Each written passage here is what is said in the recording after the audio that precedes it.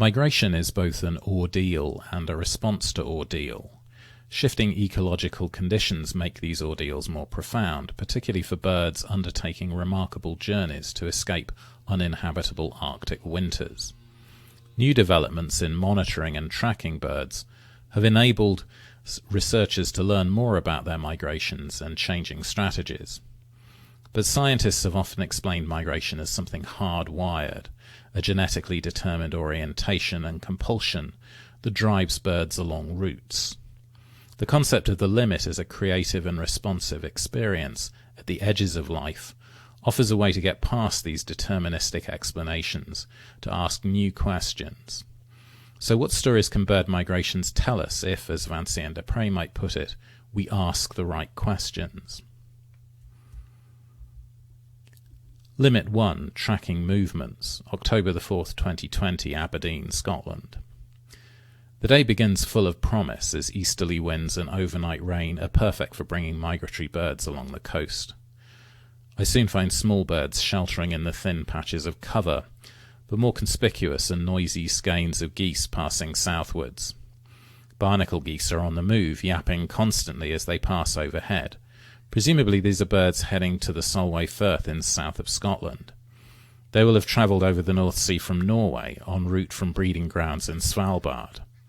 I've never seen such numbers here in autumn, and I count 630 by the end of the day. I know barnacle geese well from fieldwork in Islay in the west of Scotland. Those are from a different population and take a different route to those in Aberdeen. The Islay birds breed in East Greenland and stop in Iceland on their way south. The timing is similar, though, with both populations arriving in Britain in around early October. Not everything is constant in barnacle goose migration, though. For some time it's been theorised that migrating geese track a green wave as they head towards their breeding grounds. This wave is the emerging new growth of grass as the spring progresses. Geese feed on this nutritious growth as they migrate, storing up fat reserves in preparation for breeding. Concerns have been raised, however, that climate change will affect how geese time their migrations. Poor timing could reduce numbers as birds are not in optimal condition at the right time. To study these questions, scientists have tagged many barnacle geese with GPS transmitters to track their movements.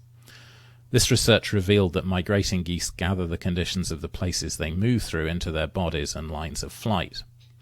Favourable or stressful conditions in one place have knock-on effects in other places where geese stop. The geese seemed able to track the green wave responsibly, and their behaviour is plastic enough to be adaptive to changing patterns in the wave.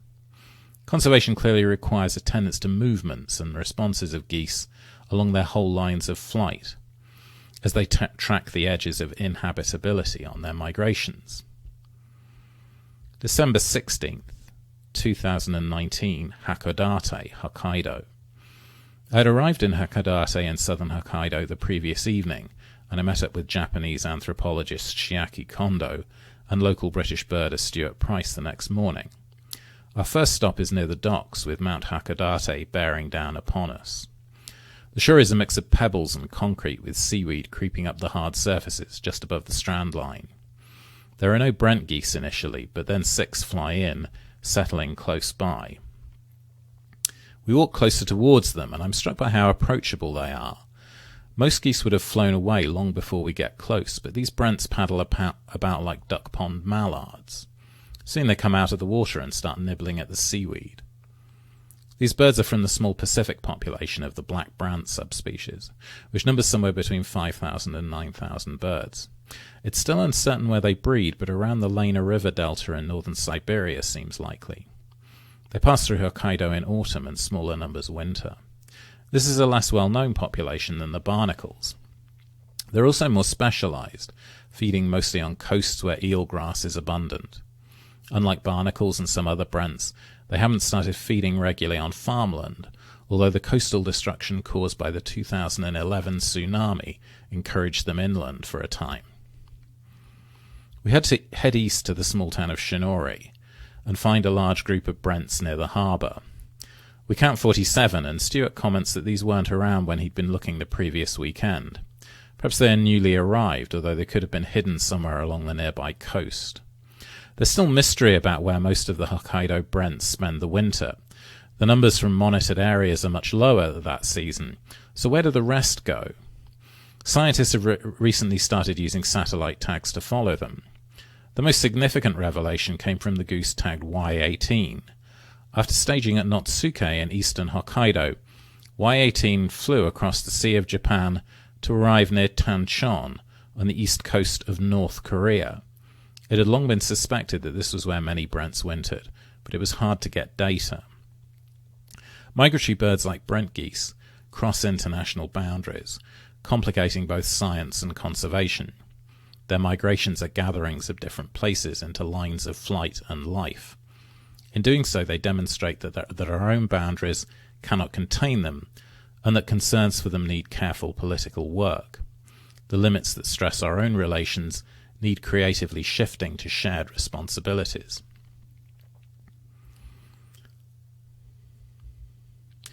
Limit 2, Changing Direction. October the 2nd, 2016, Aberdeen, Scotland. It had been cold and clear overnight. Perfect conditions for birds to migrate. I walked along my street early in the morning, and it wasn't long before I realised what had happened. Some large sycamores loom over the street, and I can hear a thin call coming from the canopy. It's a call I can continue to hear throughout the morning as I walk around my neighbourhood. The calling is from a bird I once thought of as a rarity in Britain. This was the day that my view on this changed. The bird is a small insectivorous species called a yellow-browed warbler. It spends the summer in vast boreal forests of Siberia, breeding no closer than the Ural Mountains. I've seen them in winter in Thailand, where that thin call seems to come from every bush. What then is a bird that breeds in Siberia and spends the winter in Southeast Asia, doing on a street in eastern Scotland in early October? This was not the first time I'd seen them in Britain. In fact, I usually managed to see one or two most years. But they were a vagrant species that was off course. They were here because they had gone the wrong way. But by the end of that day, I had seen at least 10 in my area. I wasn't the only one encountering them. That autumn it was estimated that over 100 were reported in Aberdeenshire alone. The National Database for Birds logged over 5,000 records in Britain. This didn't seem like a few waifs and strays, but something more concerted. But why were they here, and where were they going? The established vagrancy theory was that yellow-browed warblers and other species with similar migrations arrived in northwest Europe in autumn because of something called reverse migration. Migratory birds, it's argued, are born with an orientation to migrate in certain directions, but in certain individuals this orientation is reversed and they migrate 180 degrees in the wrong direction. Yellow-browed warblers normally migrate southeast to the warm tropics of Asia. Some, however, migrate northwest and find themselves on windswept headlands in Scotland. It's speculated that these birds continue into the Atlantic, hoping to find welcoming tropical forests, but instead succumbing to a watery grave. In this model they are understood as faulty machines that provide birdwatchers with some excitement, but are ultimately doomed. But what if, rather than being an evolutionary dead end, these birds were exploring new possibilities for life? Scientists began to question the orthodoxy of reverse migration in a 2003 paper by Gilroy and Lees. They argued that closer inspection of records of Siberian species like yellow-browed warblers didn't support reverse migration as well as supposed. The warblers, it seemed, migrated in various directions, and the bias to northwest Europe was probably because of the large numbers of birdwatchers living there. Instead, they argued that many Siberian birds were pseudo-vagrants that had perhaps accidentally discovered new wintering quarters in Western Europe. Increasing numbers being recorded further south, particularly Spain, were thus indicative of this shift. In the years since the article, Gilroy and Lees appear to have been vindicated, as warblers are being found more regularly in southwestern Europe and northwest Africa in winter. The situation is still mysterious, in part because yellow-browed warblers are resistant to scientists' methods of tracking migration. They're too small, at least for now, to have radio transmitters attached to them. They're also hard to find, particularly away from coastal migration hotspots. But it seems likely that warblers now regularly passing through Western Europe in autumn are not the faulty machines they were once imagined to be. August the 31st, 2020, North Ronaldsay, Orkney. The island of North Ronaldsay has become famous as a place to observe bird migration. I'd arrived the previous day and set out in easterly winds, ideal for bringing birds from northern Europe. On reaching a small patch of willows, I soon found a surprising but now familiar species in front of me. A yellow-browed warbler was quietly hopping about the bushes. There was something more significant happening here, though. The warblers are now regarded as regular in autumn, but here was one in late August, 2 to 3 weeks earlier than the normal first arrival.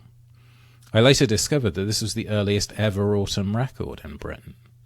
Was this a new limit being explored right in front of me? Could this have been a creative pioneer making its way across northern Europe much earlier, and perhaps from somewhere closer than its congeners? I cannot directly know what challenges or opportunities had brought it here so early, but the lines of life it was generating seem less preordained than many scientists have argued. Its migration could surely not be understood simply as a pre-programmed orientation that the bird acted out, regardless of what specific circumstances it found itself in.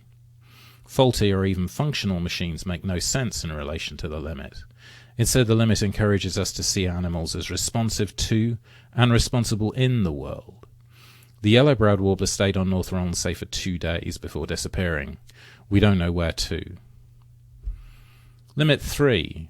Adapt or die. December 29th, 2014, Thailand. I've just arrived for a holiday. There are lots of birds I'm hoping to see, but one stands out in particular, the oddly named spoon-billed sandpiper. The bird is listed at number 37 in the ominously titled book 100 Birds to See Before You Die, and I've wanted to see one as long as I could remember. I arrived mid-morning at some salt pans at Pak Tale, a couple of hours southwest of Bangkok. The pans are festooned with waders, most of them having made their way down the East Asian flyway from Siberia to winter here. Eventually, to my delight, I find a spoon-billed sandpiper feeding distinctively head down, filtering through the water with its bill.